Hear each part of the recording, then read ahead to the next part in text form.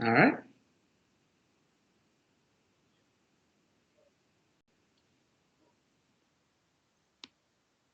Great. I know it has been.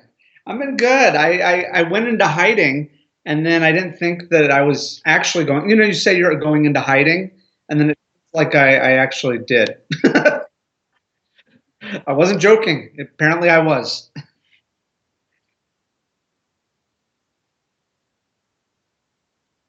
It's all the same at a certain point, whether it's a convention or it's a live art show or it's Jake or Paul dragging me over and being like, hey, you gotta meet these guys, or yeah, I was thinking about it a lot this week, and just with my book coming out and everything, working in comics, it really was one of the models was okay, make 1,000 friends through conventions and live art shows and message boards, and now you've got at least 1,000 people. Of those 1,000, yeah, maybe you'll get 100 that will buy your book, and maybe yeah. Yeah, yeah. So make 2,000 friends, and eventually you can sell about 200 books. And yeah, I mean, it's a weird. I mean, it's really the model of the future where we're connecting with people and making associations. But at a certain point, and I don't know if you've had this experience where you're looking like through half price books and you'll see one of your own books come up and it'll be signed because they're all signed. There's more signed copies in existence than unsigned. And yeah, yeah, There we go. I think I fixed the audio. So go ahead. great. But yeah, and you go through half price books and you pick up a signed copy that's like, to Andrew, my best friend, enjoy this book. And you're like, all right. Was it you who joked about there's probably more signed books out there than unsigned books? Oh yeah, absolutely. Because we're not selling them in stores where we're not already doing like a store signing, Yeah, that's true. or I mean, I actually a few years ago I got into an argument. I didn't even mean to. I got into an argument with Buddy Saunders, the guy who's the owner of Lone Star Comics, Oh or yeah, what yeah. was. Mm-hmm. And basically, I was coming up to him and we're talking, and like one of my friends was like, "Hey, why don't you carry his book?" And I was like, "Oh gosh, don't say that." And he got off on this big tangent of like, "I can sell 50 Spider-Man comics before I sell only one of yours." And I was like, "Okay, well, sell one of mine. I don't care." Yeah, it's not like we as an independent creator, I never felt that like when I talked to a retailer, I expected them to carry like 100 units. Like Yeah, carry two, carry one, just yeah. carry showcase some indie. But I guess that was always the sentiment of a lot of the bigger comic book shops. They only carry mainstream. They didn't really mess with the small guys and whatnot. Like, And I get it because you'll if it's a local artist, you might carry that one issue of Emily Edison, and it might sit on that shelf for a long time. But there is a certain goodwill that happens when you know that a store has your back, and when they want to do a big event, you're up there to support them, and so I mean, the relationship has a purpose, and not all stores are going to be like that. I don't expect someplace in Albuquerque to carry my comics, yeah. but Dallas, I'm like, yeah, I'm supporting you, you support me. This is kind of how it works. But anyway, it was funny. Buddy he got really angry, and um, I didn't even want to have that argument. It was like the guy next to me, Yeah. and then he comes right at me, and I'm like, yeah, I'm just here. I'm good. But I mean, there has to be more signed copies because we're just constantly just pushing and hustling. I know that's kind of the buzzword, but we were doing the side hustle before that was even a term. Yeah, I Like, know. I remember thinking back to setting up at some of our first cons, and it was at the Arlington, Texas Convention Center for the early Wizard Worlds when yes, there was like maybe like a handful a year, and all. I just remember loving having books and a portfolio on the table and a backdrop maybe a banner stand, and that's Yeah. it. None of these 12-foot setups, none of these like takeout windows, none of that kind of thing. It was just us with the book or our artwork, and then no keychains, no bags, no, like, you go to the show now, people have like clothing lines, and Yeah. they're importing hundreds of units from China. Like, it's insane. And here we are trying to like stapling our own books the night before, hopefully trying to find somebody that can print our book with under 10 units, or under 25 units. Yeah, it's hilarious. I mean, we're going to sound like cranky old men after a while. We're like, "Man, back in our day when we were at conventions," but it is serious. Like when I look at conventions nowadays, I don't go as much, partially because a lot of those shows, they're not selling me anything that I can't get at Hot Topic Yeah, or Lunchbox or some of those other places that will sell it's basically not the same some of the people actually. I think Lunchbox is owned by Hot Topic. well, there we go. See, I don't Yeah, even know. What's Think Geek, I guess, is yeah, the other them one. too. Actually, I remember reading a while back because we remember Hot Topic as Goth Topic, and then it Yeah. changed. And they talked to the CEO, and he's like, "Why did you change your motif?" He's like, "No, we're at the Hot Topic. We Yeah. changed throughout the years, and now I remember being at Free Comic Book Day when Iron Man came out, and it was Yeah. like a big. You can kind of feel it in the air, like this is gonna be big, and This is good. then here we are. You know what I mean? It's, Yeah, no, I mean, but geek culture has gotten to such a point that, I mean, it's funny to see Neil Adams signing comics, and then literally 10 feet away is some illegally licensed Neil Adams artwork on like backpacks and flasks yeah, and belt buckle. And I literally had that experience where I was at a convention. There was Neil Adams, and there was his Batman on some art that I was like, I know that's not licensed. It's yeah. someone was putting it together. Anyway, it's fine. But, for me, the shows that I really enjoyed were the ones where people were creating their own stuff. There's Oh, audio went out. for the 50 Spider-Man comics, there's the one. Yeah, And so that was, I was one of those people that I wanted to see. It was cool to discover new things. Like it was cool to find Scotty Young before he became Scotty Young, yeah. and the Ruby stuff that he was. Ruby was talking about that because there's a big discussion on the art collector forums. Like, man, these guys are so expensive. And, like, these names are getting really, really big. It's like, well, she got sketches from these guys before they hit their big book. Like, Yeah, I remember getting the Atomic Robo guys way before they started, and like, oh, this is cool, you know? yeah, yeah. It's crazy. Like I've got a really killer Fantastic Four sketchbook, and I've got a Scotty Young. I've got Nick Darrington, and Oh, I probably paid $25 for those sketches. I mean, that is not what they're no, worth. yeah, But nowadays, it's really crazy. Where with the way that they do it nowadays, it's like, okay, I've got my commission list that I'm going to do before the convention, and then you can pay up front, and then I'll get to it sometime or not, and then I might mail it to you like a month or two later. Like that. That's really great. Like it's not, where you're just kind of sitting there and they're just staring at you while you're trying to draw. yeah. The scene is because everyone has a line. It becomes Yeah, an ordeal. Well, if the show even has like smaller guys, yeah, I know a lot of the bigger shows now. Well, the local one here is Fan Expo, which I kind of want to talk about like the history of yeah. it because like the Fan Expo now is like really celebrity based. But I remember Fan Expo when it was still like, to be quite honest, Fantasy Fair. Do you remember Dallas Fantasy Fair? I remember Dallas Fantasy Fair, and you remember that it was at the Dallas Grand, I don't remember with that one. it's now oh gosh, it's now the Statler. Okay. But before it was the Statler, it was the Dallas Grand, and that I went to that Fantasy Fair. Okay. I Uh, remember I, going to I remember going to the very last one, and yeah, then I remember going back the next year, and then we rolled up, and there was a guy outside saying the show got canceled. Here's a flyer for another show like across town. And then we went, and there it was. I was like, oh, this is kind of neat. And then I guess from there, as I understand it, the Fantasy Fair crew like split up. So the people who love the night scene and the after hours and all the events started AllCon, and the people who like the comic book side started Dallas Comic Con.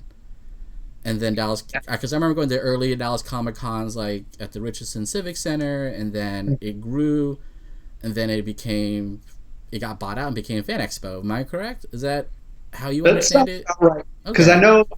I'm pretty sure that Mark Walters was working with the guys that, like, he was volunteering or helping. He was somehow involved. He could actually probably tell us better Yeah. than I could. But I think he was in some way helping with Fantasy Fair, or the Dallas Fantasy Fair. And then he, along with his friend Ben, they were working on the Dallas Comic Con. Okay. And I think, yeah, I don't want to get it wrong, but there was some sort of sale or exchange. So now Fan Expo is owned by a company I know up in Canada. Yeah. Informa. If you look at them, dude, they're a big trade show company. Like Yeah. they do architectural shows in Dubai. They do wedding shows in Singapore. So it kind of makes sense because I gotta fax them. I gotta send them a Yeah. check. I was like, it's 2020, dog. Why am I sending you a check? Like this is so weird. But yeah, That the early days of us hustling was kind of fun. Like wasn't a much going on. There's like maybe two shows a year, right? One or two in the local Yep. area. Nothing Yeah. major. And And I don't know about you, but like I know some people didn't pay for their booth. They were on like the friend discount. yeah, that's always Other people had to, but you don't want to talk about it because you don't want to be like the asshole who's like, yeah. well, I didn't pay anything for my booth, because there's like the special guest, and then there's people who are elsewhere. In the end, I think it's probably better that we all just throw down some money to pay for the booths. But as a writer, I couldn't really justify having a booth, because at least if you were an artist, Oh you yeah. do the commissions. As a writer, I was kind of like, I can sign your book and I can sell the book, but there was no way that I could sell enough books to pay for my Yeah. table. I just couldn't. So let's go back. So what is your background? Like what is your Yeah. like full on how were you formally trained? Where did you come from? Like Well, I was a child of the early 80s. I was born in 1977. No, watching Stranger Things is really surreal, because I was like, that oh was yeah, I bet. the mind flares and all that. I were those. That was my group. Yeah, I mean, as a kid, I got held back in first grade. It turned out years and years later that I had dyslexia and didn't know it.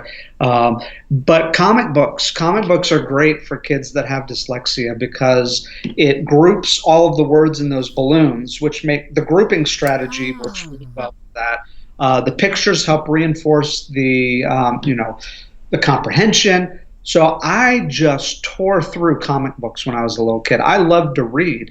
It's just reading was hard for me when I started off. And so I just read and read and read. And it was my grandparents, actually, who, when I went up to Ohio to go visit them during the summer, they bought me a big old stack of Cloak and Dagger comics. Oh, Uh, nice. Henry Cohen and Tyrone Johnson. And that was my introduction. I mean, I don't know what they did. The comic book store owner must have needed to unload them, because they had the entire limited series.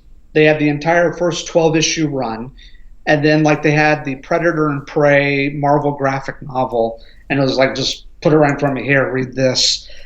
And I was hooked at that point. Really? I played a lot of Dungeons and Dragons as a kid. I read a lot of Stephen King when I got a little bit older. Yeah, I mean, but here's, when I went off to college, I was an English major. I took a ton of writing classes, and I actually, once I got out of college, I had a friend who was a playwright, or she was a director, and she wanted me to write a play for her. She had this theater space that she could use, and she had like a month or two to put something together, and she didn't want it to go to waste. So she was like, "You're a writer, you write something."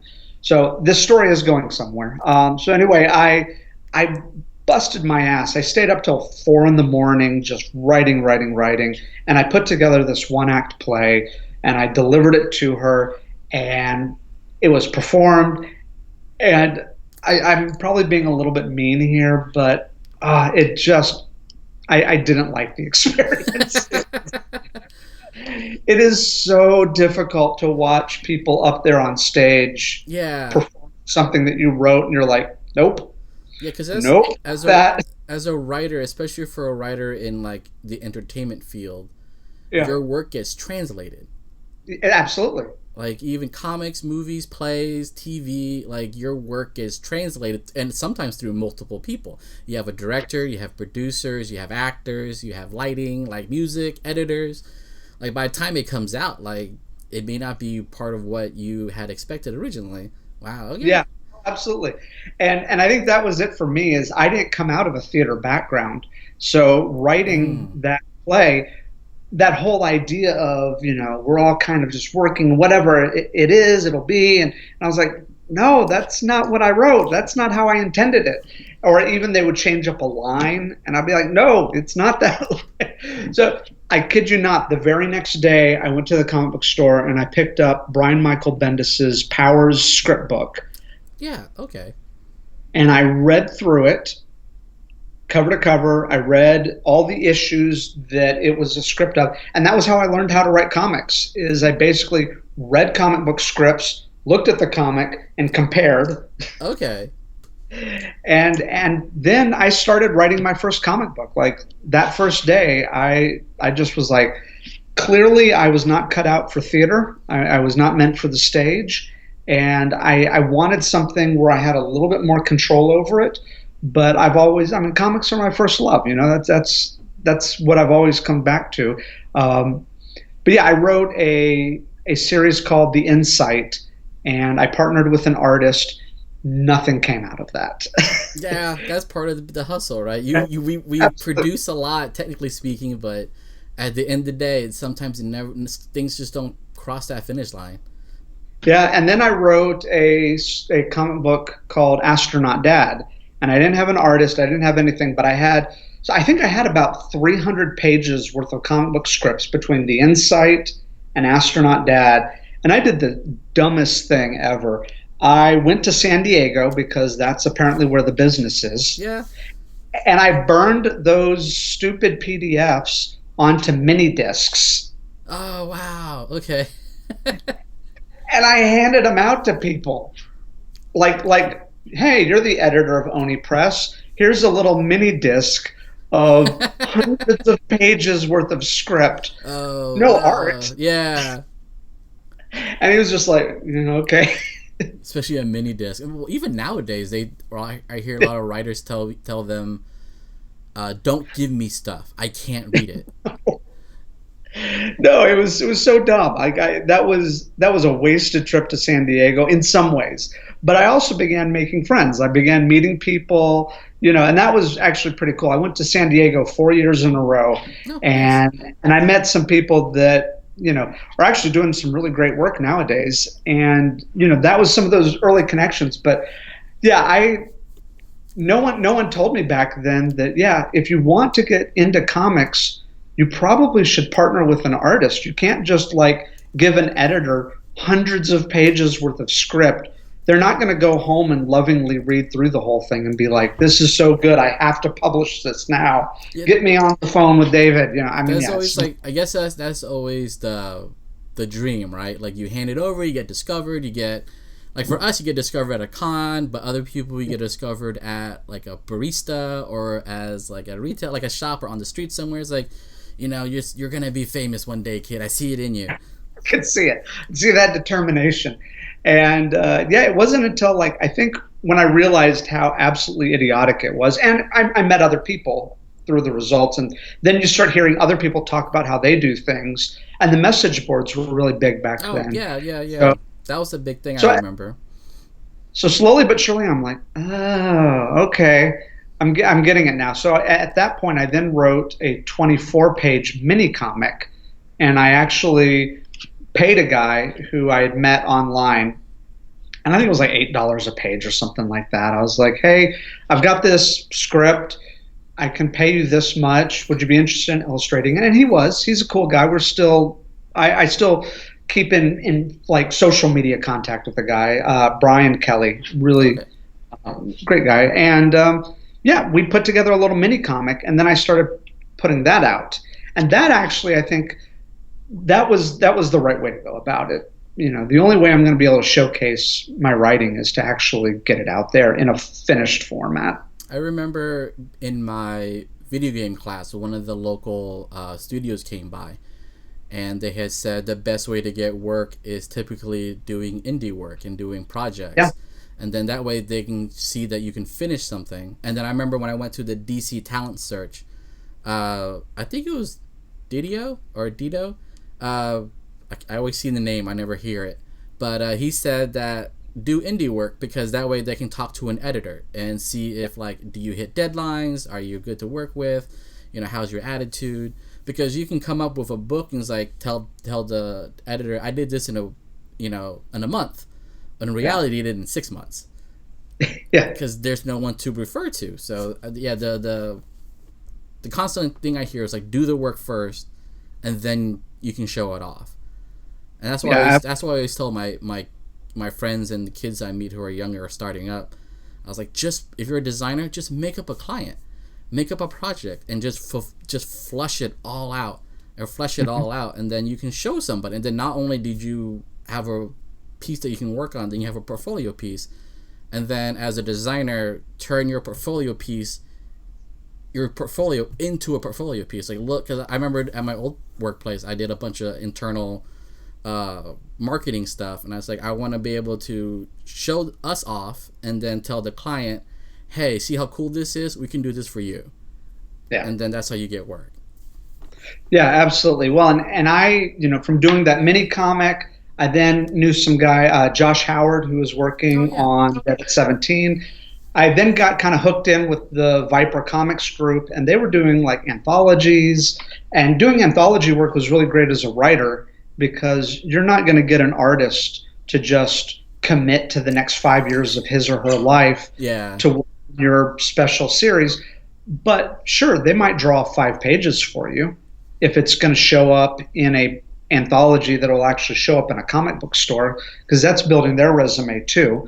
And so yeah, I did a few of those, and then it was funny because the guys at Antarctic Press, I was friends with some of them, and they wanted to see this story that I was working on called Karma Incorporated. I don't think they were really interested in it; they just wanted to take a look at it. And I was at San Diego talking to Jesse over at Viper, and he heard that Antarctic Press was interested in my comic, so then he wanted to look at it, and it Nice. got picked up by them. But I don't think he realized that the reason why they were looking at it was not because it was this amazing work. It was, yeah, David's a friend of ours. I want to take a look at it. He's like, what? I want to look at it too. And yeah, and then they picked it up. So that was really the beginning of Wow. how I got into small press comics. Was uh, I didn't mean like it sounds really crafty now, but I was completely innocent at the time. I didn't know I was playing the two publishers against each other. I didn't know that was a thing that you did, but Apparently it worked. so. Yeah, that's funny. So yeah, and then I kept doing work with Viper Comics. I would say one of the big this whole interview is going to be the mistakes that David has made over the years. One of the big mistakes I made though is there was an opportunity for me to work as an editor at Viper, and I was very much a purist where I'm like, no, I'm not an editor. I'm a writer. I can, I want to focus on my writing. I want to hone my craft.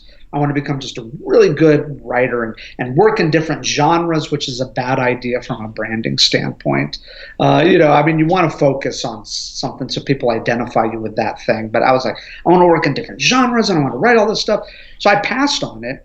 And then the guy they did pick up as the new editor of Viper Comics ended up publishing his own series. Like Oh wow. he must have done about 5 different limited series through Viper. And Huh. I was like, wait, I mean, I can hire myself. That's a thing you do. I guess like, so. Yeah. Oh, that's funny. well, Yeah, I like, guess that's a big part of it too. Is like as a artist and designer, there's always the mentality of like I'm an artiste. Like there's yeah, integrity to my work, and I remember working at a place and there's another design department in the company, and they took themselves super seriously. Yeah. But then I looked and I was like, bro, we're a retail store. Like, the stuff we make is thrown away. This isn't art. I remember in my design school, my professor told me the stuff we make gets thrown away.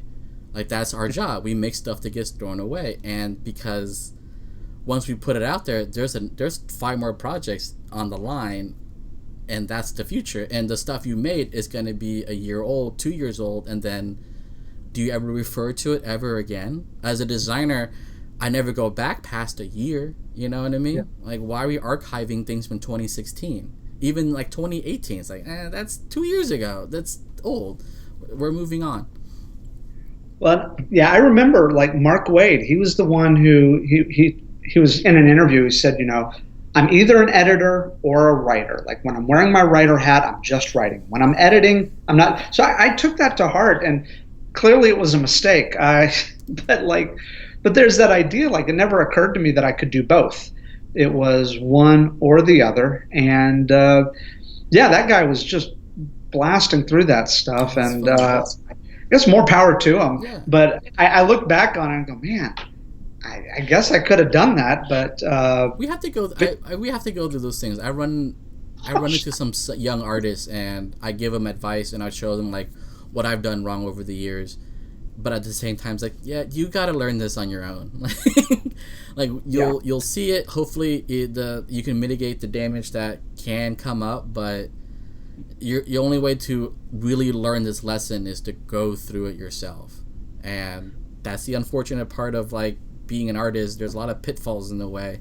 And as a young creator, you always have this like fire in you to run out there. But because I always talk about like the whole for exposure thing is terrible. Like, it's a mixed bag in my opinion. Yeah. Because as you get older, yes, you're more experienced, yes, but as a young creator, there's some opportunities you should probably take, even though like it is for exposure, but you have nothing as your portfolio or as your background.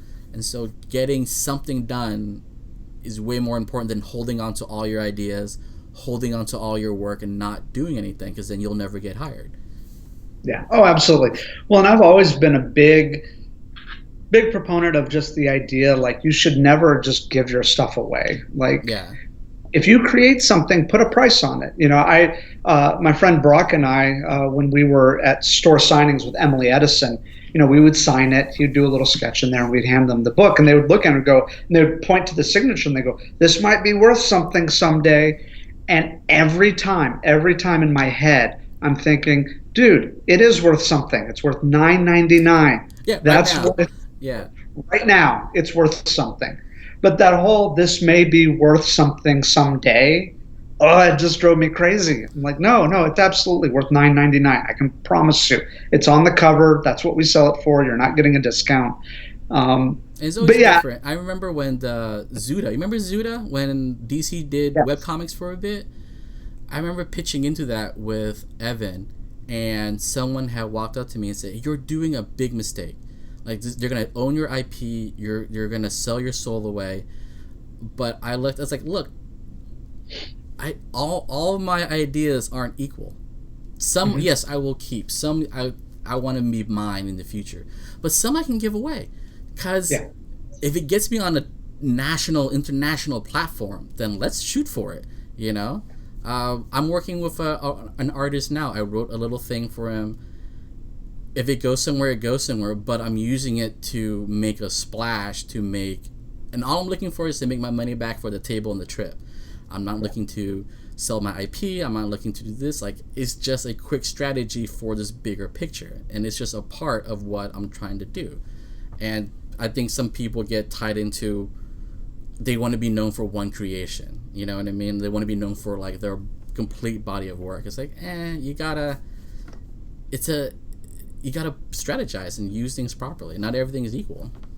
Yeah, you don't have control over that either. I mean, I'm working right now. I mean, I'm writing other stuff right now, and I've been working for about a year on a fantasy setting, which it can be a role-playing fantasy setting. You can use it for your Dungeons and Dragons game or your Pathfinder game. But what I've done is I'm sure someone else has done it, but they probably haven't wasted the amount of money that I've wasted on this. No, I'm kidding. But I actually met with a lawyer, Oh, and he is a intellectual property lawyer, and we talked about how can we write a license for this setting so that anyone can create content for it. Anyone could write a book based in the setting and absolutely 100% own what they create. oh, interesting. And basically it's like an open source fantasy setting, because the problem is you can't play in Tolkien's world. Like, Yeah, that's true. Tolkien estate owns Tolkien.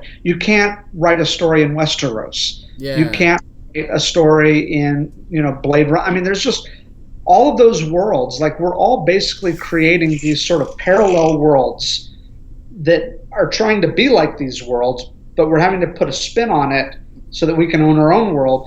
And so I created something, and I got the lawyer to put together this license hmm. that allows people.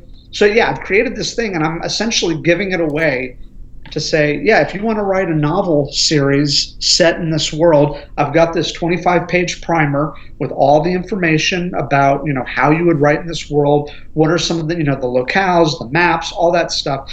And the idea is, let people play with it. And the worst thing that can happen is no one looks at it and they go, okay, I'm going to do my own thing anyway.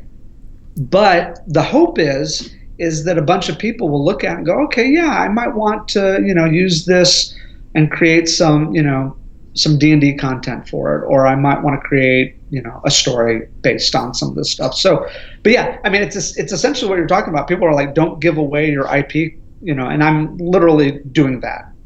Well, And I got a lawyer in order to give it away. that's deep. That's deep. That's Yeah. going in super deep. Yeah, I'm like, I want people to have it. But that's one of the big problems about writing in genres is we can't play in Marvel's universe Yeah. unless we're Marvel. We can't play with Superman. We can't even write a Mickey Mouse comic. I mean, they're all owned. And so I'm hoping that maybe in the future people will kind of open those things up a bit just to allow people to tell stories. Yeah, that's the thing. Like, the copyright thing is getting really strange. Like, YouTube Yeah. isn't extended. Corporations are now people, so there's no real technical death to the copyright owner, because that's what it Yeah. used to be based on. So they live forever. Yeah. And even Carrie Fisher has joked about the fact that George Lucas owns her likeness. Oh yeah, I mean, how weird is that? yeah, that To is be super like, strange. someone can make a shampoo bottle that looks like me, and I have no control over No that. say. Oh wow, I sold how I look to, that's a to Star Wars. that's been a big issue in because I'm a big pro wrestling fan. That's been a big issue in pro wrestling recently, as if you develop a character under one contract and then it becomes popular, you can't take that character to another league. Like, that Yeah. character, that name, technically speaking, that likeness belongs to that company. And that was a big issue with the UFC when they started to become a real corporation. They, in their contract, they licensed their likeness to the UFC indefinitely for like games and posters and all sorts of content. It's like, so a lot of people had dipped out at that point, but that's kind of the world we live in. If you work for somebody, if you work for hire, they own everything you do. And under that umbrella, if you work there, if you do under their umbrella. I know my old workplace said if anything I made on the machine, if I do it Yeah. on their computer, it belongs to them. So, that's why I heard about the horror stories. Like, don't do your side project at work, because if you do it wrong or you do it under these conditions, the company's going to own your content. Yeah, I've seen contracts like that. I've even signed a few when I was working in advertising. But yeah, just anything you do on their time, that's theirs. Yeah, no, I mean, I'm working on this thing. Like, I'm writing a little fantasy series, and it's set in this fantasy world. And I met with an artist who I'm going to have do some illustrations for each book.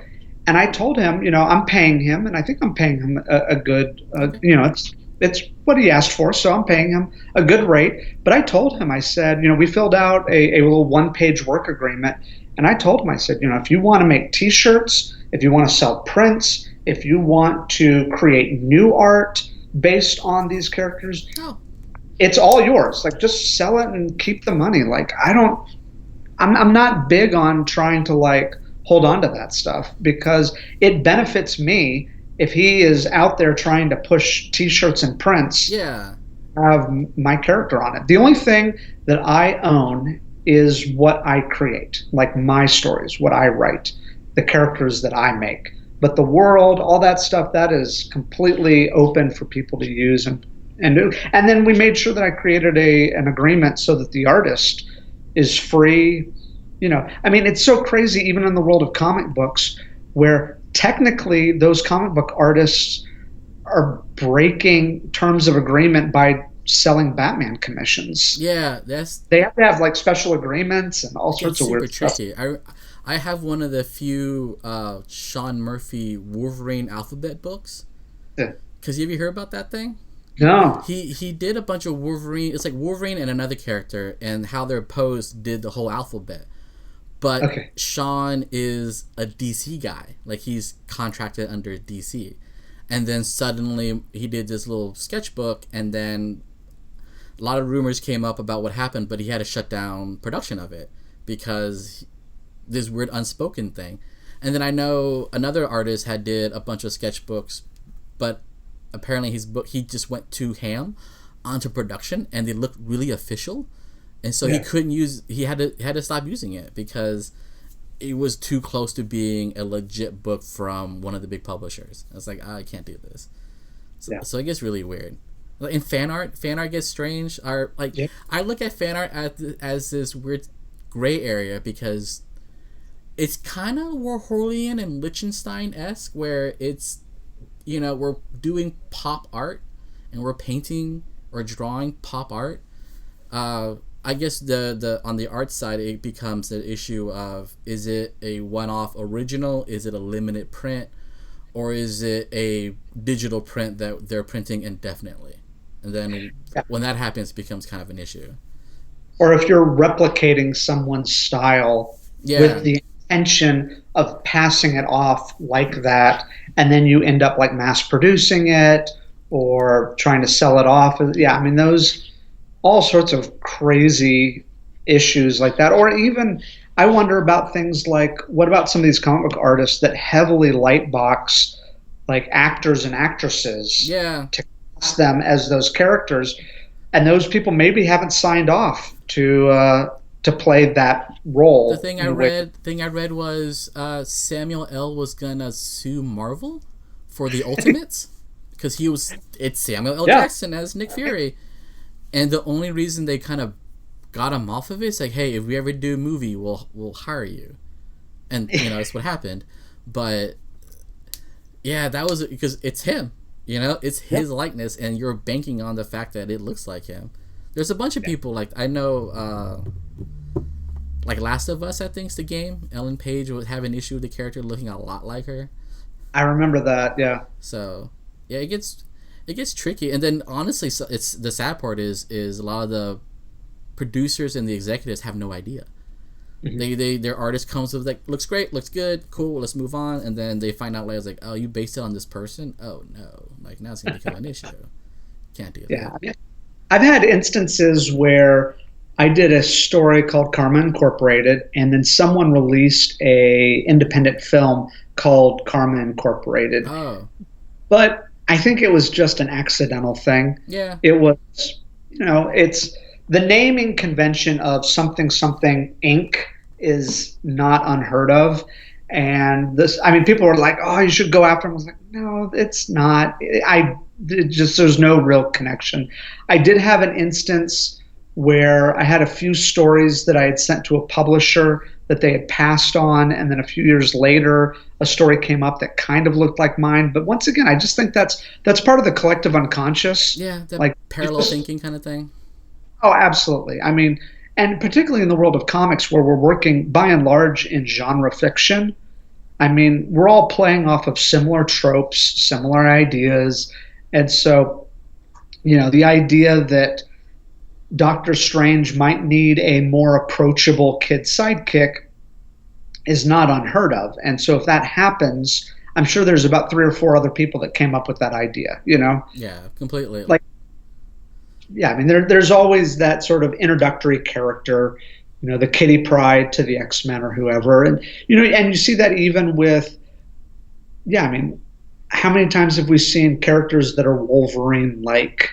Even Wolverine is a little bit dark Batman esque, That's and true. even the cowl with the way it cuts and all that. I mean, It's- these are tropes. And then I remember like Rick and Morty.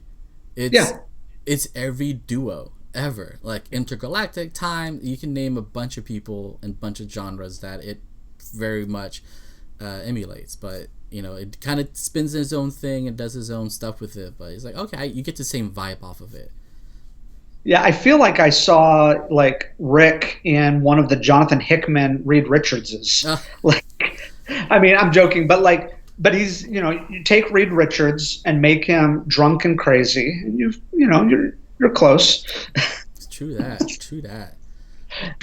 So I wanted to talk about at some point because we're Yeah, making comics and stuff like that, and we were all chasing our dreams. And I remember, if I remember correctly, you had said at some point where you were okay with your dream of being a comic book writer, it staying a dream. yeah, yeah, So what was that yeah, like for you? Like how'd you yeah. get there?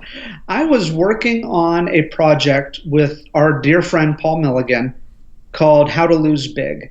And this is one of those ideas that a lot of small press publishers, we gave them we put together like a 14-page proposal, fully illustrated. It looked great. And we sent it to them, and a few people passed on it. And they said things like, well, this idea, no one wants a comic book about the comic book industry. And then not, but like a year or two later, that same publisher would release a comic book about the comic book industry. And, but here was the thing is for me, when I was working on How to Lose Big, and I really think I did the math once, I have written 2,000 pages worth of comic books, and I've published about 1,000 pages. Now that's self-published, small press. In some way, shape, or form, there are roughly about 1,000 pages that I've written that were illustrated, and then there were 1,000 that will. I actually think that's pretty good odds. Yeah, Like those are really good actually. Like that's not bad. 50% is not bad. But I mean, it also helps when you're self-publishing, But when I was looking at all the work that I have never published, How to Lose Big is probably one of those that I'm like, man, that was really good, and I don't know if it'll ever see the light of day. But I really took a deep look into the comic book industry. And what I realized when I was working on this is that what it came down to it was, yeah, we were making stories and we were telling stories and we were trying to get published, but ultimately it was the friendships I was making. It was the connections I was making with people. It was the hanging out in Austin at 2 in the morning at a live art show and complaining that, you only sold 5 comics that day. Yeah. And or you would have one guy in your group that would just become hugely successful, and you knew him back when he was a shitty artist, and you're like, man, that guy doesn't even know anatomy, can't do perspective, look at that crap. And he ends up becoming just a really great artist. And then there's always that one guy who's about 10 or 20 years older than the rest of us, who's still got the same comic book property Yep. that he's just pushing, and he hasn't done anything. He hasn't deviated from it at all. It's just, this is the thing that he does, and he's got like 1 or 2 issues out, and he's just pushing. And all those characters that I was putting in this comic book, I was like, man, I mean, we're all striving for something, but it's the striving. It was the whole experience of just being together and doing that. That was the stuff that was meaningful. Okay. And yeah, I may get picked up by Marvel, I may not, but what I'm doing right now is meaningful in its own way. And if it only stays a dream, because what happened with me was I was getting so frustrated with some of the projects that I was working on. I worked on a project that took me about 4 years. There was a small press publisher that picked it up, and the artists that I had worked with, they don't live in Dallas, and they when they got the deal, they didn't like the contract. It was sort of a get paid on the back end type situation. And they were hoping for like this is going to pay my rent, Oh, you know, yeah, rate. no. And, and it wasn't. And I don't think I misled them at all. I think we all knew what we were going in for, but I think once it became reality of, oh, I have to finish 200 pages of this thing and I have to turn it in a certain set amount of time, I think it freaked her out a bit. And she was like, I'm out. But the thing is, as a writer, if the artist Oh, leaves, I'm yeah. just, That's it. well, all right, I guess I'm done, and I guess I'll die now. But Yeah. no, and here's the thing: is they go, well, we'll still be interested if you could find another artist. Oh, yeah. Well, that was also a hard thing because I would go through different artists, and they're all working on their own thing. They're all working on their own project, and so I got to a point where I was like, I love comics, but I need to have some control over my destiny here.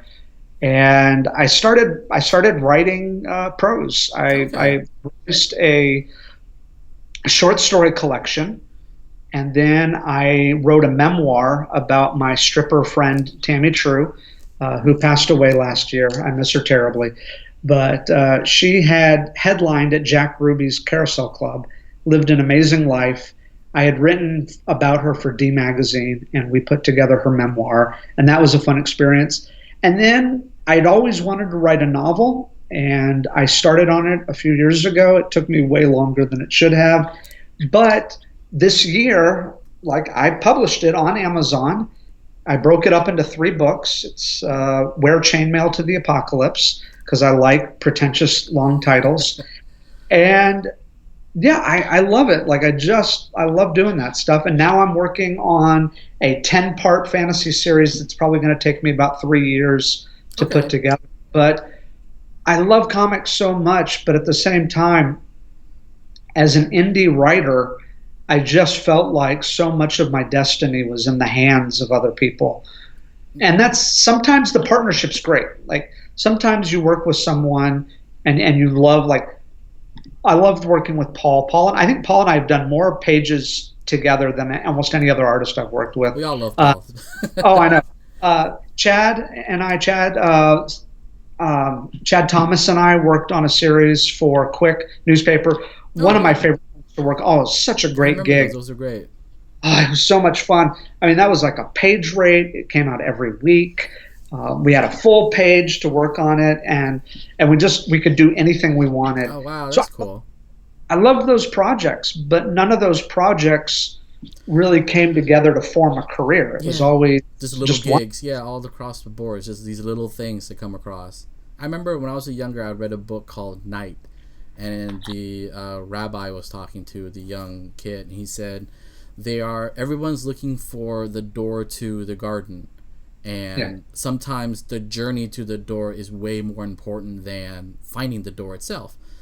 And I remember reading this, and it's kind of especially stuck with me over the years, and it rang true more recently. It's like, okay, I maybe not have reached these goals I had when I was younger, but the journey to me looking for that goal helped me grow as a person and as a creator by 10. If I just hit it big at 20, who knows what could have happened, Yeah. and where the burnout was, but I wouldn't have learned all these other life lessons along the way. Oh, totally. I think working in comics made me so much more savvy as a pulp fiction writer. Like I've picked up a few things in my experiences writing comics, and it gives you kind of a pain tolerance Yeah. that I think a lot of people aren't used to. But working on projects and completing projects, to know that, okay, this is what it's going to look like. I'm going to complete it, work on it, send it out there. And if no one buys it, I'm going to wake up the next morning and work on something else. Like comic book people are hardcore like that.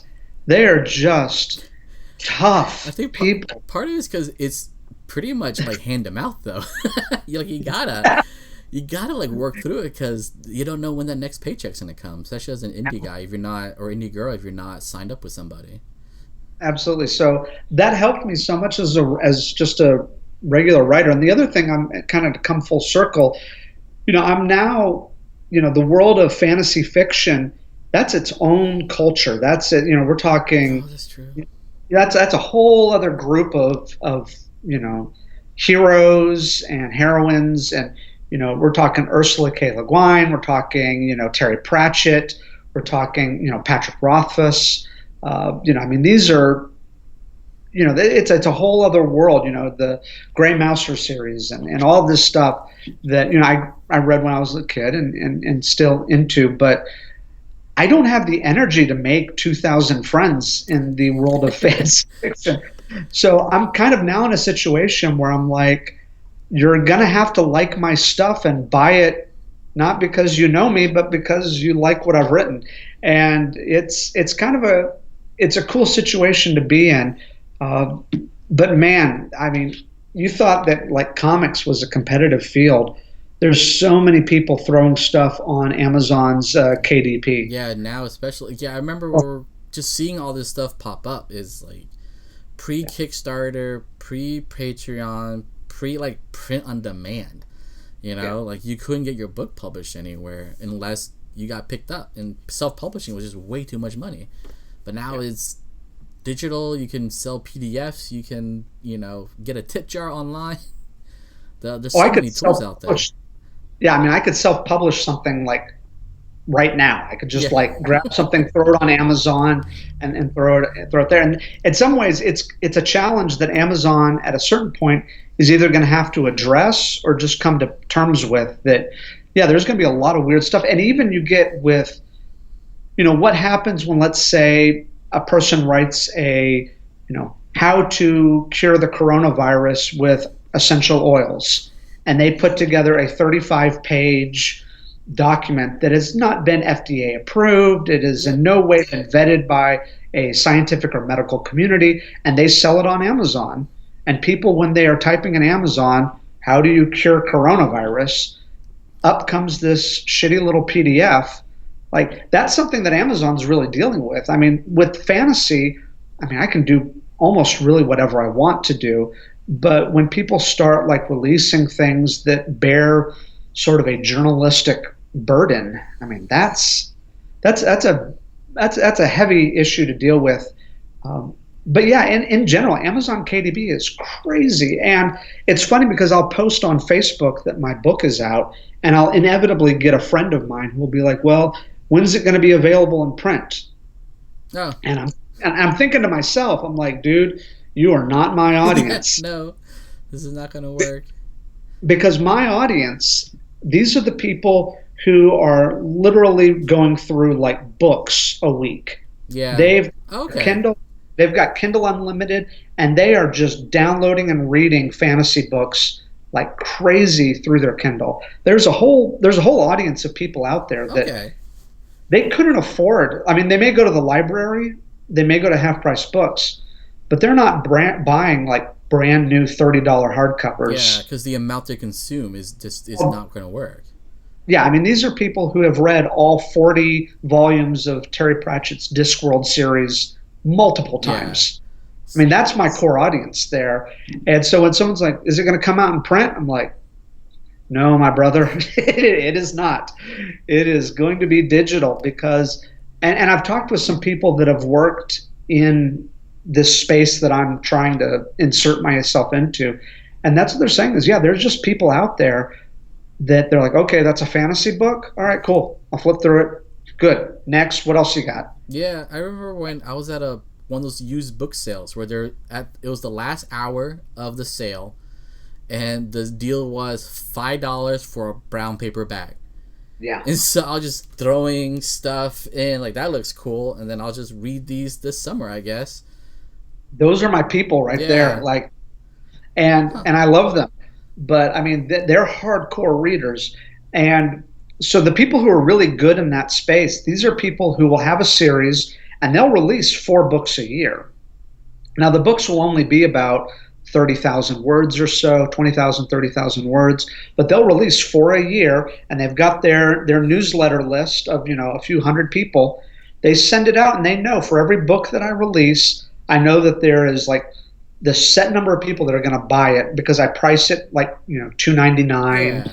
and they're cheap, and you blast through them and you read the next one. So, I mean, it's a different audience. It was weird. I went to MoCA, to the comic book convention up there in New York City, Okay. and that was actually a really cool place for indie comic book creators because I had people coming up to my table that would just buy one of each Oh, without knowing who I was or what I was doing or if it was any good. I mean, they didn't want to pitch. They were just like, okay, I'll get all four of those. And here's yeah. $50 because apparently I just am made of money because I live in New York. I Um, guess those people they're just looking for their genre, right? yeah. Okay. Yeah. I mean, they're just like, okay, this is indie comics. I'm going to grab. I actually, that was the most I've ever made at a comic book convention. Huh.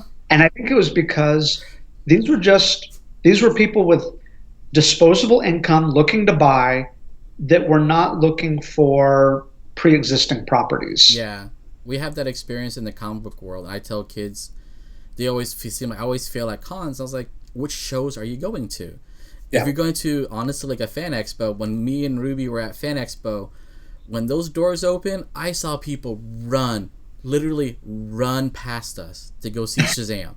Like Of course. that's what's going on. But if I remember going to Heroes and then Jake had a book, and I remember seeing a guy walk by and says, "Is this your book?" And Jake said yes, and before he even got to his elevator pitch, the guy's like, "I'll buy it." It's all Yeah. that's because that audience at Heroes is that's what they're looking for. They're looking for the indie stuff. They're looking for the new stuff. They're looking for young new artists to kind of start collecting their work from. Yeah. But if you go to these other mainstream shows, it's not going to be your audience. So I always tell kids, like, look at who you're selling to, find those people, and then also tell them, like, don't just do comic book or anime shows. Go to other places. I remember I did an art show by the Observer at the fairgrounds. It was a one night event, and I've made the most I ever did in like 4 hours. I made the most I ever did at any con, and it was an audience I've never seen before. Like, you go to shows and stuff that like 10 a year, you see the same people over and over again. It's like, oh, this is the crowd, right? This show, no, I didn't recognize anybody. It's a whole new audience. I was like, oh shit, okay, that's right. Fan Expo takes in like 60,000 people. There's a couple million people in Dallas, so I gotta go find my people. Yeah, and that's the thing is, yeah, you got to find that audience, build that newsletter, build that community of people that are like just into that. I remember I went to San Diego and I picked up Raina Telgemeier's mini comic before she ever released Smile and became this super huge success with Scholastic.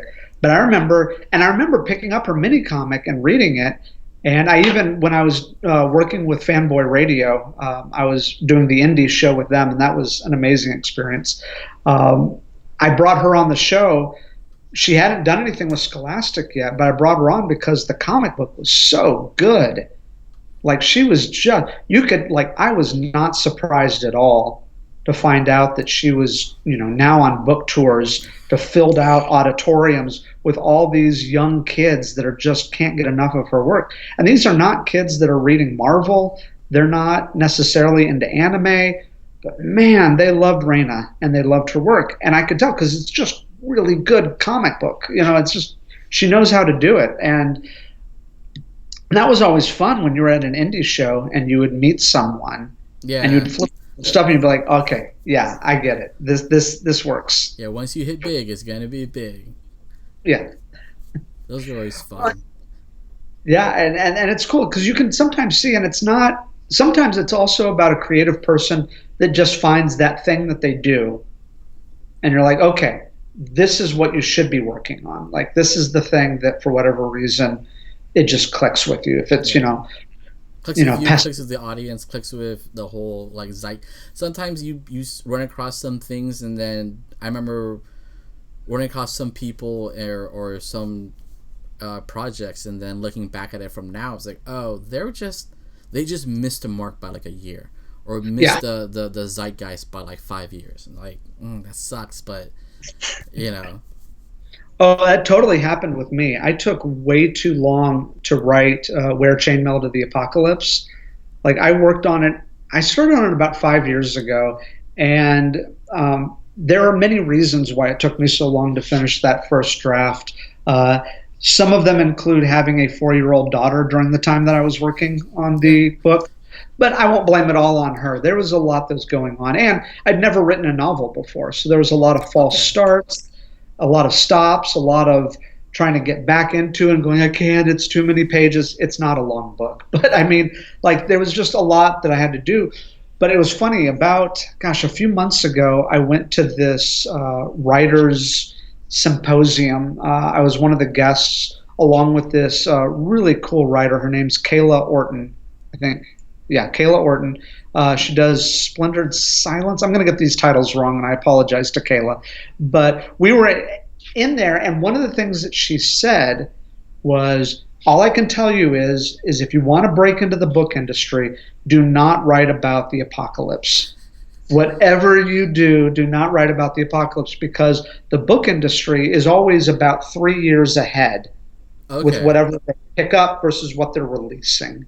And they're like, the book industry right now is burnt out on zombies and the apocalypse and anything post apocalyptic. And so if you're going to try to get a book out there, you're just not going to. And then, like, the very next person was like, so, David, what are you working on? Like, uh, apocalyptic book. So yeah, it was really hilarious. But that's the experience I had. Was uh, Kayla was absolutely right. I then started trying to get an agent for that book, and everyone was just Oh, done. done. Oh, yeah. No, no more zombies. We've had it up to here with zombies. Please stop.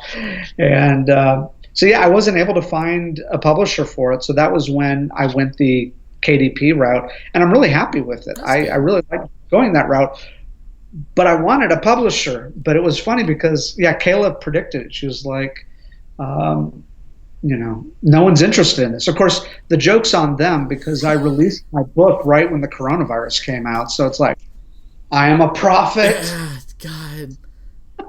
How have you been holding up in these crazy times? I guess you're working from home as well? Yeah, I mean, I'm fortunate in that my day job, I work in marketing, Okay. and they don't want to see my face anyway. So they're just like, go home, sign into the VPN, get your files and just do your work from home.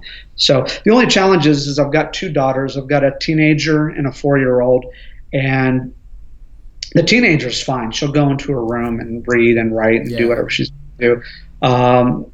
And my wife, she works from home. She's been working from home for about 6 years. So if Okay. anything, Old we're just hat. kind of Yeah. we're crowding her right now. She's a designer and she does amazing work. Um, but Greta, my youngest, she needs to be entertained. Yeah. It's like, oh, dad's home now. So Kennedy's been a big help, sort of keeping her occupied. But even still, it's hard to balance all that. And I'm naturally an extroverted person anyway. So I want to go up to Zeus and like pick up some comic books and talk to Richard and Kelly. But I did. They did curbside. So Yeah, that's like cool. waves at me and like throws the comic books at me, and I grab them and then drive off. But It's it's not the same. it's weird. It's interesting seeing people adjust and how Yeah. quickly they've been adjusting. Well, now we have the tech for it. Like Yeah. 15 years ago, this was probably not going to happen. But nowadays, I think in my workplace, talks were happening on Tuesday on working from home, and then by Thursday they decided to stress test the system so everybody works from home on Monday, Yeah. and then we all got equipment, and then Sunday I get a phone call and they say work from home for the rest of the week, and now I'm home until at least the third. Yeah, same. I mean, I don't know when I'll be going back, and I don't really need to go back, but it is nice to see people. But it is also kind of funny because, yeah, you just don't even think about all the things that you need Yeah. when you're holed up at your house. And we're pretty well stocked, but you're talking to someone here who, I'm not saying I'm an expert on pandemics, but I did write a novel about one. And I did a lot of reading on it. And so, I'm one of those armchair experts where I listened to a podcast, I read a few books, and I was pretty certain that of all the world ending scenarios that are facing us, pandemics by and large far outweigh weapons of mass destruction. I mean, it's just, Yeah. it is terrifying to think about it. And so whenever I started hearing news about the coronavirus in China and how it's spreading, I was like, man, they need to lock down those borders like yesterday. And everyone thought I was overreacting, but I just know that that stuff is really scary because it's not that fatal. Yeah. I mean, it's 3%, but 3% of So 40% of the United States population is still several million. yeah, it's a lot of people. People don't It's a lot. understand that. Yeah. But here's the thing is like, if I'm asymptomatic for 2 weeks, that is a dangerous virus. That's really dangerous. Actually, the safest viruses are the ones that kick your ass within like hours of getting it. Oh yeah, because you spot it right away. You spot it right away, you're not spreading Yeah. it because, basically you're going to drop dead and they're like, well, there's one. I mean, and I don't mean to be callous, but I mean, the dangerous thing is if you have it for 2 weeks and you're just walking around, hugging coworkers and grandma Yeah. and The driving everyone in the street. And those kids on spring break right now in Florida. Oh my god. oh, it's crazy. But yeah, and that's the thing is sure, this one will not wipe us out. It won't. But we're not good at dealing with slow moving Yeah. like problems. Like everyone's kind of freaking out right now, but where are we going to be 8 weeks from now? At a certain point, be like, I don't even care anymore. I'm going out to the bar or whatever. I mean, there's already people who are doing that, but we're just not good at moving slowly with those problems, and so that's the thing that I worry about. We're going to be fine. We're going to get to the other end of this. It's going to be a sucker punch, but my hope is that on the other side of this, we start taking these threats more seriously. Okay. Because right now it's a coronavirus. If we get another H1N1 category of flu, Yeah. we have to be prepared for that kind of stuff. And so yeah, I hope that maybe this is enough of a shock to our system and a shock to our economy that just like we do fire drills and tornado drills, just like we started putting plans in place after 9/11, I'm hoping that after all of this, we'll start taking these things a little bit more seriously. People So washing their hands, like legit. or let's say that some virus breaks out in the US this time. Yeah. Like even when the first 100 people get it, we just lock things down. We say, okay, Just real no quick. travel Yeah. in the We US. know exactly what to do. We can move forward from it. We have our storehouse of stuff, and we're going to be like the Mormons who are awesome because they like stock up a year's worth of food and supplies. And we're all looking at them going, okay, that was probably a good idea. Yeah. They're Fine. very well prepared. Yeah. So, I mean, but that kind of preparation, we don't even think about that. But I mean, at least we don't. I mean, I don't. But certain groups do, and I think, yeah. I mean, the zombies are not coming for us. I think we're safe in that regard. But yeah, this is an area where I hope it's a wake up call. I hope that we begin to realize that we're never going to evolve beyond pandemics. This will always be a problem. It was a problem back in the 1480s. It will be a problem 100 years from now. Now, science is getting better. Vaccines are amazing, but there's always that thing that comes out that we didn't prepare for or didn't plan for. That's true. That's true. I mean, I hope that who knows? Maybe we will someday get the super vaccine, the thing that just makes us bulletproof to everything. But I just and part of the problem is the scientists are paid to come up with worst case scenarios. And so some of them are, I'm not trying to get conspiracy theory on us, but theorists on us. But yeah, I mean, there are labs out there that create super viruses just because they can, because then they want to see how to respond to it. And it's valuable science, but you don't want that stuff getting out. Accidents happen, so Yeah. Yeah. So I'm hoping that, I mean, it's scary. None of us are happy. I'm sure that all the memes and the jokes are going to wear on people very quickly, particularly once we get like family members that start getting it. yeah, it's gonna get really dicey. Which is Yeah. it's weird. It's sad because a lot of people, that's how they cope. You know. Yeah. Oh yeah, absolutely. I mean, heck, I had Paul draw my face on my website with a little I saw mask that. on me, That was fun. which is such a smart ass thing to do, but I couldn't help it. It's part of the zeitgeist. It's interesting seeing the internet change over the years Yeah, of and how social. Because I remember Friendster. I remember when MySpace was like starting up, course. and Oh, the mood and the tone of your social media has like really changed over the years. yeah. I mean, it's simultaneously more cynical and more sympathetic. Yeah, yeah, Where yeah, I will scroll down and I'll get one really cynical post, and then I'll get a post that's making fun of the thing that was cynical above, and then I'll get a really thoughtful post that's like really concerned about my emotional health and well-being in result to the other two posts above that. yeah. So, I mean, you're getting a little bit of everything. And I mean, even my wife, for about a year or so, she volunteered for the crisis text line, Oh wow. 741. And yeah, I mean, they are all hands on deck right now. They are like taking care of people. And so you can literally just text someone and be like, 741, 741.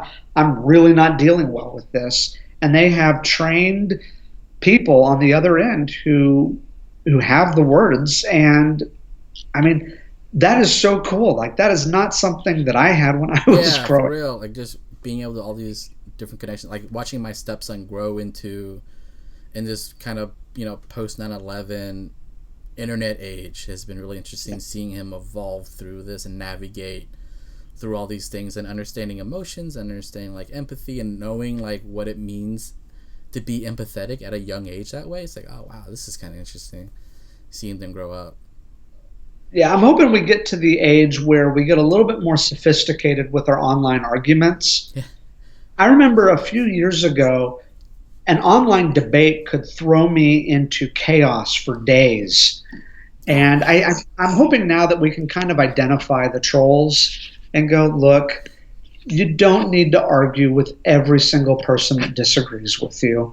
You're not going to change them. And if they're saying stuff that's wrong, you can post a corrective link or whatever. gotta But move I think on. Gotta move you got to on. move on. Life is short, and so it's one of those things where I think, yeah, what you're saying, that not only is our technology evolving, but hopefully the way that we interact with our technology evolves too. I've always said that our technology is outpacing our culture, and our culture Oh, is just absolutely. taking a while to catch up. Yeah, yeah. Well, and I even see it with my parents. I mean, like they're posting and sharing stuff, and I'm like, Mom, Dad, you took the bait. Yeah, That's the site we go to.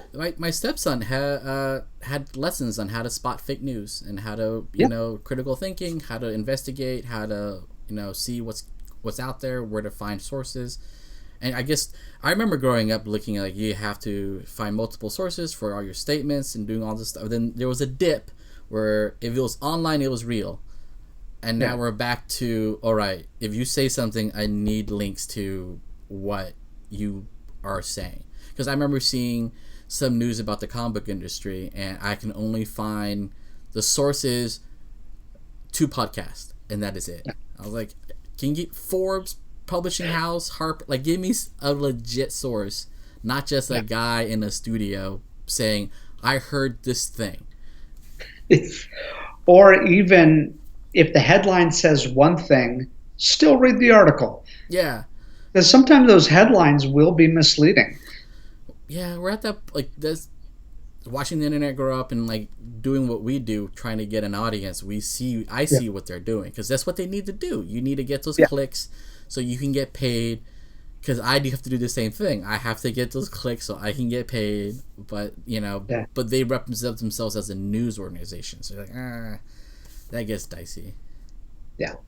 And I like the idea that we can have sort of citizen journalists, people on the streets who take it upon themselves.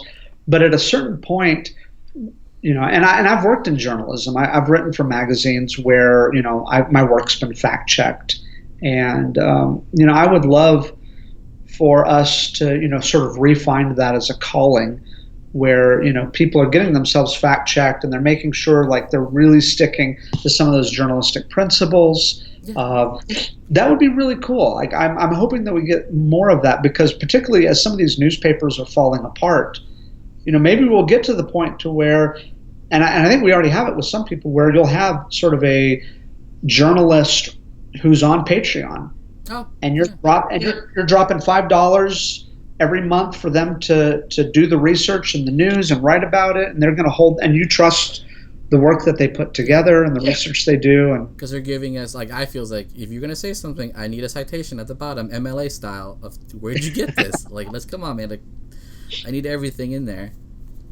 well, I mean, you even look at that with people like Rich Johnston in the world of comics, and I'm trying to think of some of the other people. But yeah, you would have these sort of individuals who were sort of running their own comic book news organization, but it was really them and maybe a few like volunteers or people that were helping out with it. Similar. Yeah, it's the headline I read was that DC's gonna stop publishing. Yes. But Yeah. I kept digging. I can only find 2 podcasts, and I listened to the thing. I was like, "You're just saying some dude." Like, I need more than that. I need, because especially at that level, you're talking Yeah. Warner Brothers, DC Comics, International. Like, this is stuff that needs to be written in like Forbes or Inc. or some sort of publishing articles. Like, it's big news. Yeah. But I guess we'll see what happens in the next year or so. But the comic book industry has always been where I always felt it's always very smoke and mirrors due to how they count their numbers and things like that. So Yeah. I remember creators getting booted off their book before their first issue even hit the stands. It's like, you didn't even give it a chance. You Yeah. know? That's terrible. Yeah, and you wonder if some of these comics, like, I don't know, Runaways, or oh gosh, what was the one that Warren Ellis did from Marvel that was just really good? I can't remember. Um, it had Captain Marvel in it, the cool one. Okay. I can't remember. It's gonna hit me like after our talk.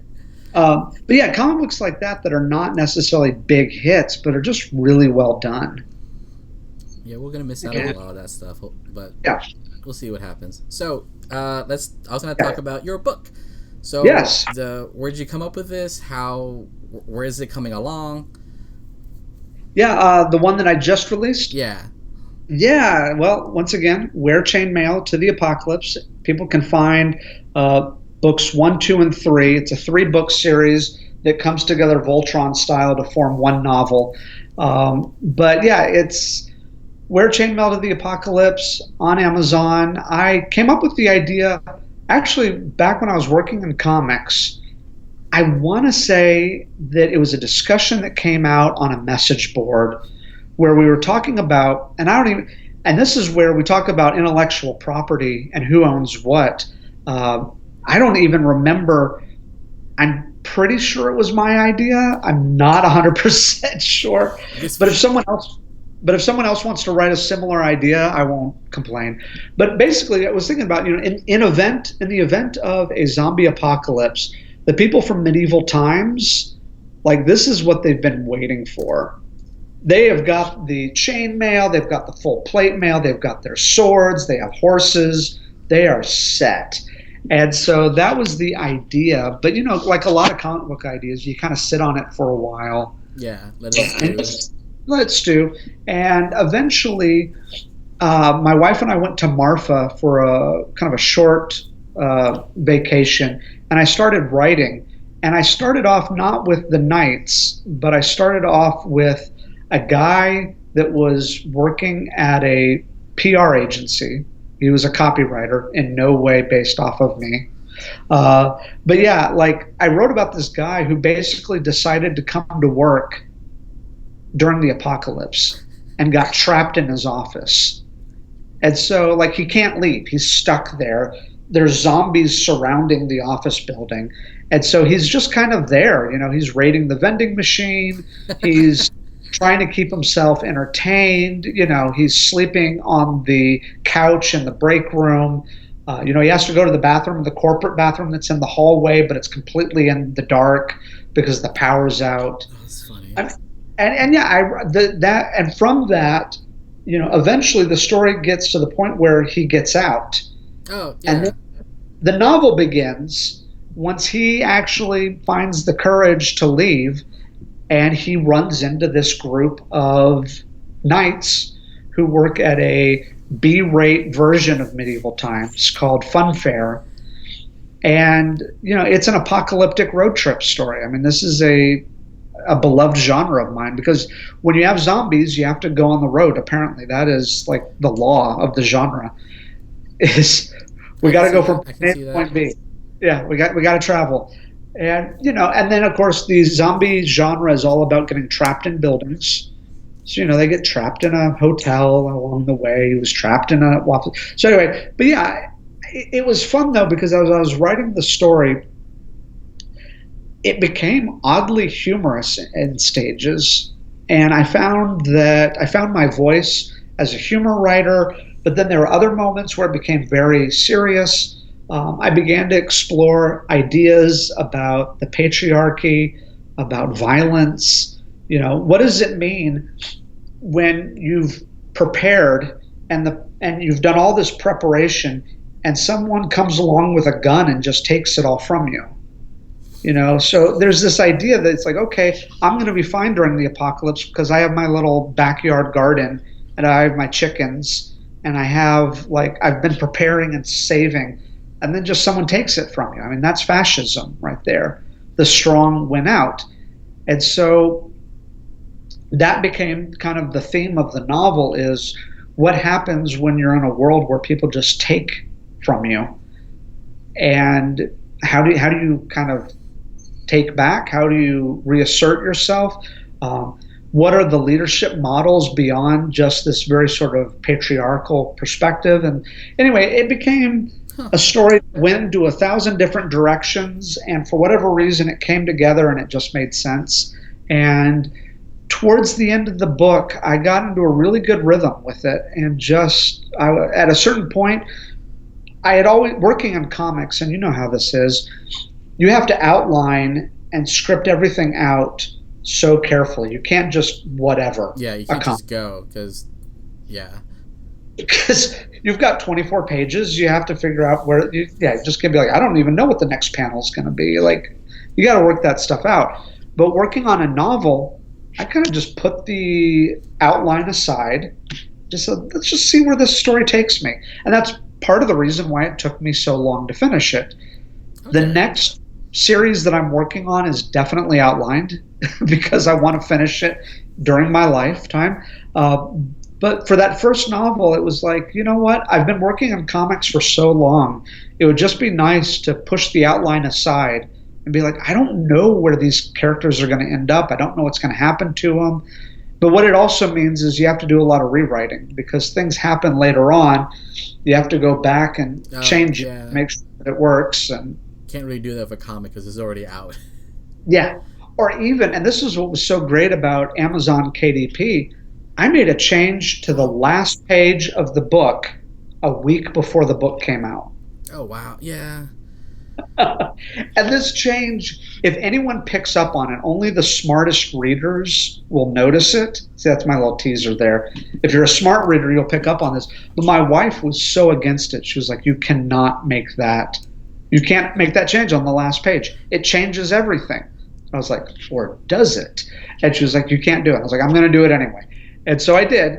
And I don't know, but it was funny because like you can't do that in a comic where you're like, it's going to come out next week, Yeah, just for and real. I'm just going to redo the whole thing.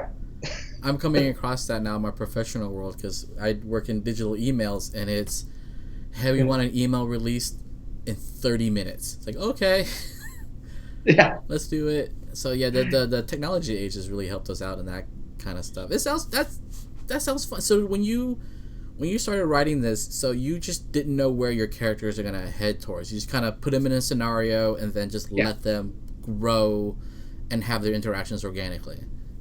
Yeah, pretty much. I mean, and even I liked the idea that maybe the narrator wasn't the main character, Okay. that kind of like a Great Gatsby Yeah, thing where yeah. he's narrating it, but it's really about Gatsby. Um, but when I started writing it, the guy that I thought would be the main character didn't interest me as much. Huh. He was kind of a I don't know. He was kind of a William Shatner type character. He was just the alpha male that was the dude in charge, and he bored me. And he still serves a point in the story, but I was like, why am I making this guy the main character? But then there was another character named Joan who I found her voice like immediately, and I really liked her. And so even things like who's the main character, where's the story going, a lot of that stuff was up in the air. I had the characters, and these are all people that when people ask, well, is this character you? I go, well, technically they're all me. Yeah. Like Right. all the characters are me. Even the female characters. I'm pulling from my own experience. I can only write about myself. They're not all going to be 42-year-old white males, but there's something about my understanding and my perspective that is inevitably going to shape the story. I'm shaped by the breakfast cereal I eat and the Netflix shows that I consume, and it all goes into the book in some way, shape, or form.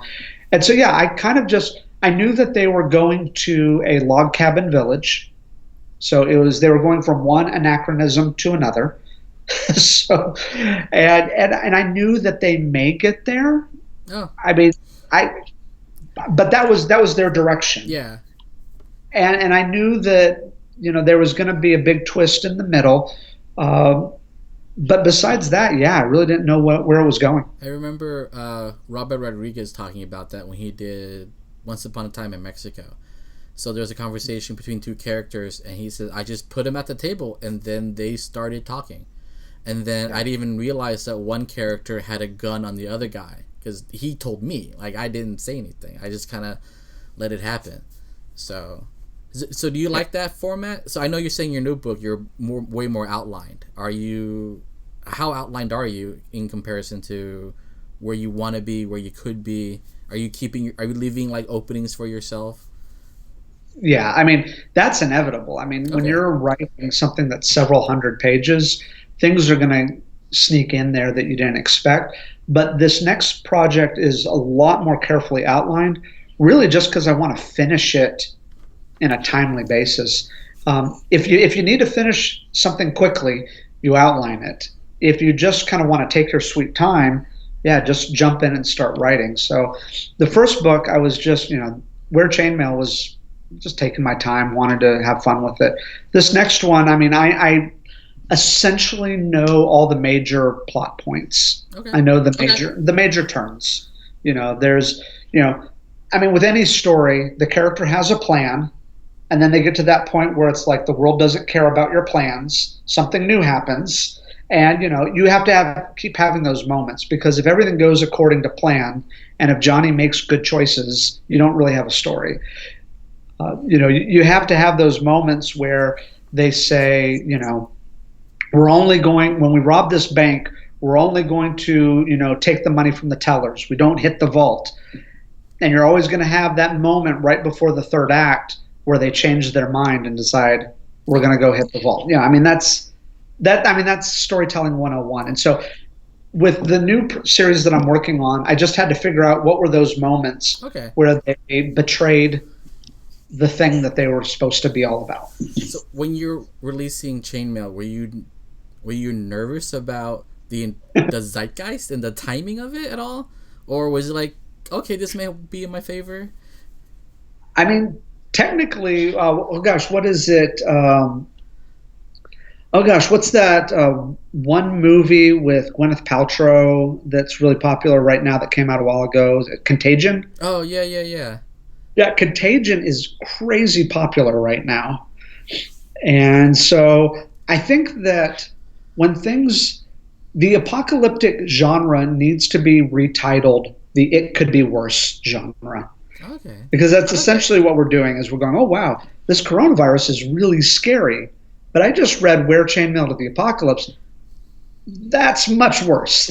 Like, I'm glad we're not dealing with that. And maybe that's it, a little bit of escapism. But I think that there is that desire to stare the thing that scares us in the face, you know? Yeah, I can see that. And, so much of the apocalyptic genre is about the, fragility of existence. That, I mean, technically, everyone on the planet is going to die. It's just an apocalypse is coordinated death. We're all going at the same time, you know? Yeah.